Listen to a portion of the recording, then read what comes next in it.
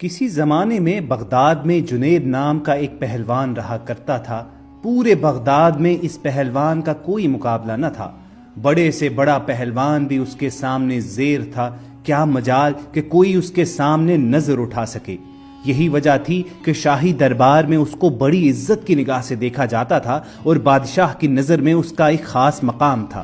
ایک دن جنید پہلوان بادشاہ کے دربار میں اراکین سلطنت کے ہمراہ بیٹھا تھا کہ شاہی محل کے صدر دروازے پر کسی نے دستک دی۔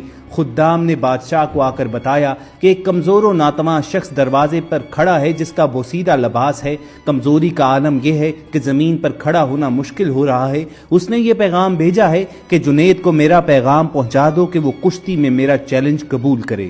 بادشاہ نے حکم جاری کیا کہ اس شخص کو دربار میں پیش کیا جائے۔ اجنبی ڈگمگاتے قدموں سے دربار میں حاضر ہوا۔ وزیر نے اجنبی سے پوچھا، تم کیا چاہتے ہو؟ اجنبی نے جواب دیا، میں جنید پہلوان سے کشتی لڑنا چاہتا ہوں۔ وزیر نے کہا کہ کیا تمہیں معلوم نہیں کہ جنید کا نام سن کر بڑے بڑے پہلوانوں کو پسینہ آ جاتا ہے، اور تم جیسے کمزور شخص کا جنید سے کشتی لڑنا تمہاری ہلاکت کا سبب ہو سکتا ہے۔ اجنبی نے کہا کہ جنید پہلوان کی شہرت ہی مجھے کھینچ کر لائی ہے، اور میں آپ پر یہ ثابت کر کے دکھاؤں گا کہ جنید کو شکست دینا ممکن ہے۔ جنید پہلوان بڑی حیرت سے آنے والے اجنبی کی باتیں سن رہا تھا۔ بادشاہ نے کہا، اگر اس سمجھانے کے باوجود یہ شخص بضد ہے تو اپنے انجام کا یہ خود ذمہ دار ہے، لہٰذا اس کا چیلنج قبول کر لیا جائے۔ بادشاہ کا حکم ہوا اور کچھ ہی دیر کے بعد تاریخ اور جگہ کا اعلان کر دیا گیا، اور پورے بغداد میں اس چیلنج کا تہلکہ مچ گیا۔ تاریخ جوں جوں قریب آتی گئی، لوگوں کا اشتیاق بڑھتا گیا۔ ان کا اشتیاق اس وجہ سے تھا کہ آج تک انہوں نے تنکے اور پہاڑ کا مقابلہ نہیں دیکھا تھا۔ انسانوں کا ٹھاٹھے مارتا سمندر شہر بغداد میں امنڈ آیا تھا۔ بادشاہ وقت اپنے سلطنت کے اراکین کے ہمراہ اپنی کرسیوں پر بیٹھ چکا تھا۔ جنید پہلوان بھی بادشاہ کے ہمراہ آ گیا۔ سب لوگوں کی نگاہیں اس پرسرار شخص پر لگی ہوئی تھی جس نے جنید جیسے نامور پہلوان کو چیلنج دے کر پوری سلطنت میں تہلکہ مچا دیا تھا۔ جنید پہلوان میدان میں اترا۔ اس کے حامی لمحہ بلمحہ نعرے لگا کر حوصلہ بلند کر رہے تھے کہ اچانک وہ اجنبی لوگوں کی صفوں کو چیرتا ہوا اکھاڑے میں پہنچ گیا۔ ہر شخص اس کمزور اور ناتواں شخص کو دیکھ کر محو حیرت ہو گیا کہ جو شخص جنید کی ایک پھونک سے اڑ جائے اس سے مقابلہ کرنا دانش مندی نہیں ہے۔ کشتی کا آغاز ہوا، دونوں آمنے سامنے ہوئے، ہاتھوں میں ہاتھ ڈالے گئے، پنجہ آزمائی شروع ہوئی۔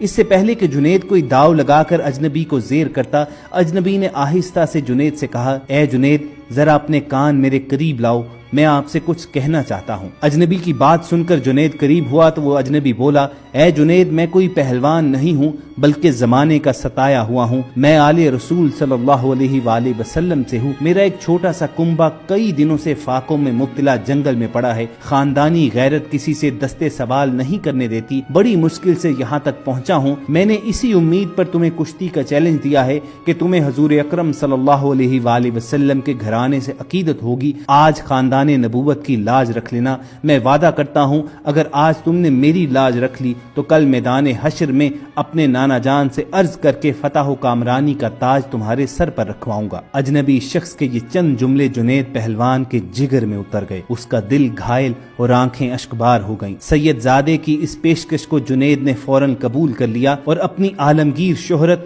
عزت و عظمت آل رسول صلی اللہ علیہ وآلہ وسلم پر قربان کرنے میں ایک لمحے کی تاخیر نہ کی۔ چنانچہ اجنبی شخص سے پنجہ آزمائی کا ظاہری مظاہرہ شروع ہوا۔ کشتی لڑنے کا انداز جاری تھا، پینترے بدلے جا رہے تھے۔ پورا مجمع جنید کے حق میں نعرہ لگاتا رہا۔ جوش و خروش بڑھتا گیا۔ جنید داؤ کے جوہر دکھاتا تو مجمع نعروں سے گونج اٹھا۔ یکایک لوگوں کی پلکیں جھپکیں، دھڑکتے دل کے ساتھ آنکھیں کھلیں تو ایک ناقابل یقین منظر آنکھوں کے سامنے تھا۔ جنید چاروں شانے چت پڑا تھا اور خاندان نبوت کا شہزادہ سینے پر بیٹھا فتح کا پرچم بلند کر رہا تھا۔ پورے مجمع پر سکتہ طاری ہو چکا تھا۔ حیرت کا طلسم ٹوٹا تو پورے مجمع نے سید زادے کو گود میں اٹھا لیا۔ ہر طرف انعام و کرام کی بارش ہونے لگی۔ خاندان نبوت کا یہ شہزادہ بیش بہا قیمتی انعامات لے کر اپنی پناہ گاہ کی طرف چل گیا۔ اس شکست سے جنید کا وقار لوگوں کے دلوں سے ختم ہو چکا تھا۔ ہر شخص انہیں اب حقارت سے دیکھتا گزر رہا تھا۔ رات ہو چکی تھی، لوگ اپنے اپنے گھروں کو روانہ ہو چکے تھے۔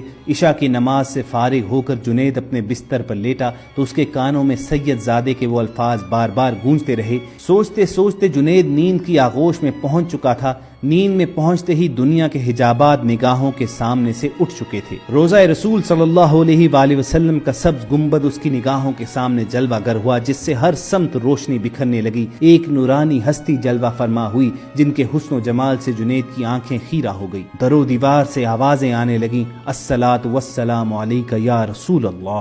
جنید سمجھ گئے کہ یہ تو میرے آقا ہیں جن کا میں کلمہ پڑھتا ہوں۔ فوراً خواب میں قدموں سے لپٹ گئے۔ حضور اکرم صلی اللہ علیہ وآلہ وسلم نے فرمایا، اے جنید اٹھو، قیامت سے پہلے اپنی قسمت کی سرفرازی کا نظارہ کرو۔